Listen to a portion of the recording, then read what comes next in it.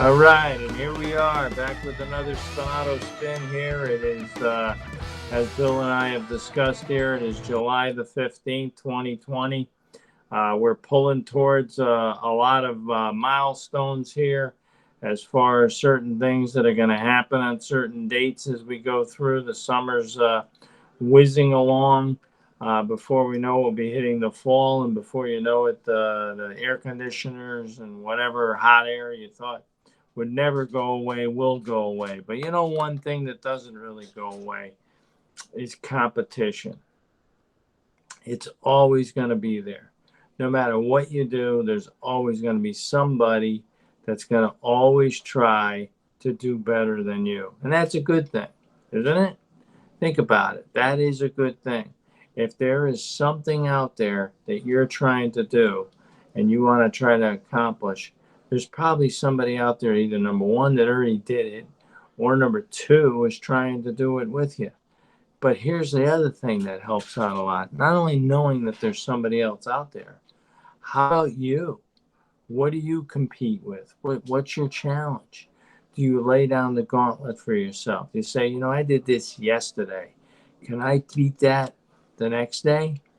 How good will I feel about that? Will I give myself a good attaboy or way to go, a big congratulatory hug for doing whatever it is that you're trying to do? You got to reward and punish yourself. That's one of the main things we're talking about with competition. You get a bunch of guys out there in a football field. How do they do it? If you win that Saturday or whatever the outcome is, or that Sunday in pro football or any sport, what the coach wants to do is let you know you're going to get rewarded if you win, punished if you lose. That's how you get better. That's how you challenge yourself. Darn it, I didn't beat yesterday. I got to get myself back on track.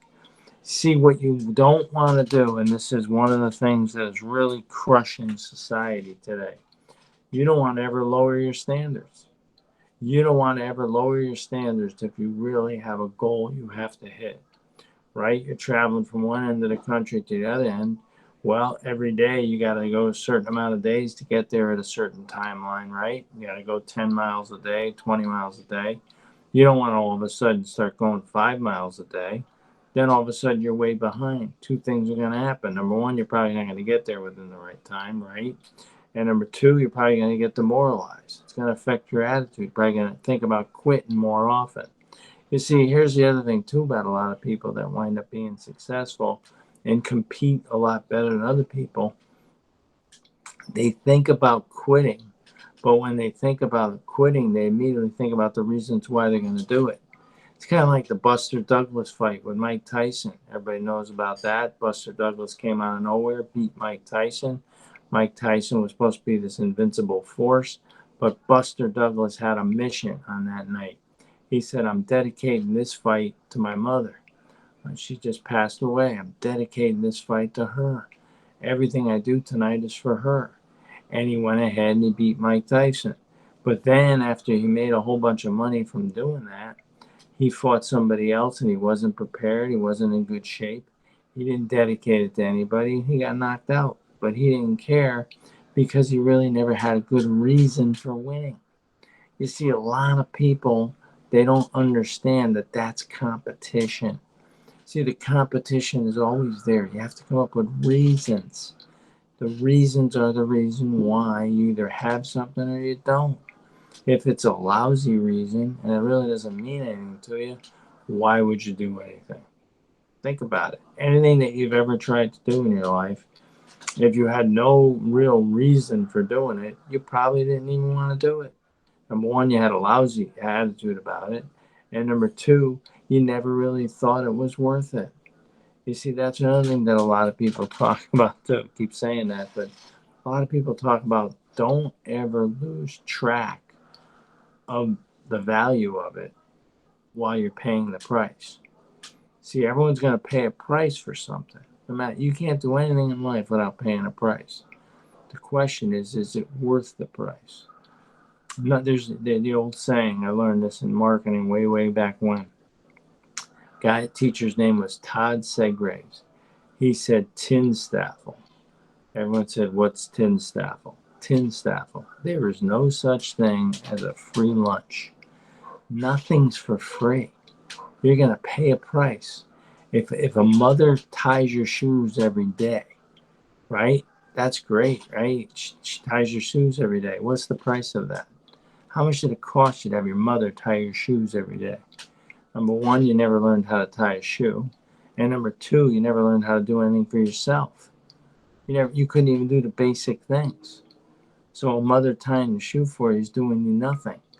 Okay? You got to be able to do it yourself. Those are challenges that you can meet. Those are all competition within yourself. Always compete. You learn how to tie a shoe, we'll learn how to do it with your eyes closed.